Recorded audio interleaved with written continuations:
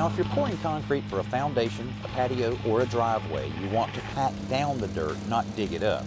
And for that, you need a plate compactor to compress the dirt or gravel that your concrete will rest on.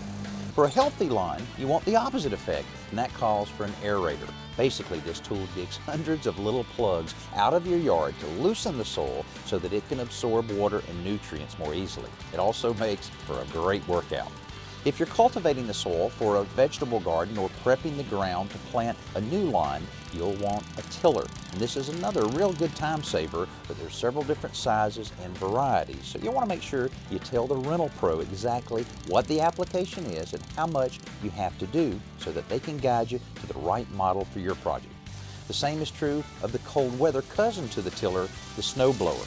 Chances are good you'll buy one of these things if you live in a climate where it's needed. But the style and size of the model you choose has everything to do with your situation. In fact, it may be that all you really need is a good snow shovel.